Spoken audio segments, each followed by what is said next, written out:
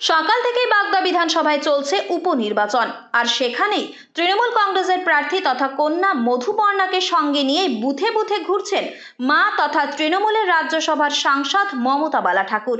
তবে মা মেয়ের একসঙ্গে একই গাড়িতে পরিদর্শন ঘিরেই শুরু হয়েছে বিতর্ক। দেখা যায় তৃণমূল প্রার্থী মধুপর্ণা ঠাকুরের মা মমতা বালা ঠাকুরের গাড়িতে গভর্নমেন্ট অফ ইন্ডিয়ার বোর্ড লাগানো রয়েছে। আর এই বিষয়টি নিয়ে নির্বাচনী বিধিভঙ্গের অভিযোগ উঠেছে রাজ্যসভার এই সাংসদের বিরুদ্ধে। কি মানুষরা, বাগদার মানুষরা কি গভর্নমেন্ট অফ ইন্ডিয়া দেখে ভোট দেবে না মানে পার্টি দেখে, সিম্বল দেখে ভোট দেবে? ইলেকশন কমিশনে এখতিয়ার নেই দিদি, এটা না থাকে তাহলে পারমিশন দিল কেন? দিত না, পারমিশন দিত না। যেটা একটা লেটার দেয় যেটা, সেটাও তো গাড়িতে লাগানো, তো পারমিশন দিত না। মানুষরা এখন, বিজেপির এখন বুঝে গেছে হেরে বসে আছি, কোনো একটা ড্রামা করতে হবে, কিছু না কিছু করে কাঠিবাজি করতে হবে, সেটাই, আর কোনো কিছু। মায়ের সাথে সব জায়গায় ঘোরা যায়, আমি কি ছোটবেলা থেকে মায়ের সাথে ঘুরিনি? তাহলে পারমিশন দিল কেন? পারমিশন দিত না, অন্য গাড়ি করতাম আমরা, পারমিশন দিতই না।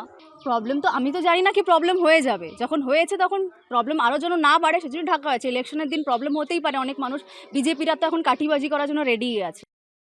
যদিও তৃণমূলের রাজ্যসভার সাংসদ তথা মধুপর্ণার মা মমতা বালা ঠাকুরের দাবি তার একটাই গাড়ি, গভর্নমেন্ট অফ ইন্ডিয়ার বোর্ড ঢেকে দিয়েই তিনি ঘুরছেন এবং কোনো বুথের ভিতরেই তিনি প্রবেশ করছেন না। বুথের অনেক দূরেই তিনি গাড়ি নিয়ে দাঁড়িয়ে থাকছেন, শুধুমাত্র প্রার্থী তথা তার কন্যা মধুপর্ণাই বুথের ভিতরে যাচ্ছেন। নির্বাচন কমিশনের কাছে আমরা দিয়েছি, তারা ওটাকে আমার অ্যালি করতো না।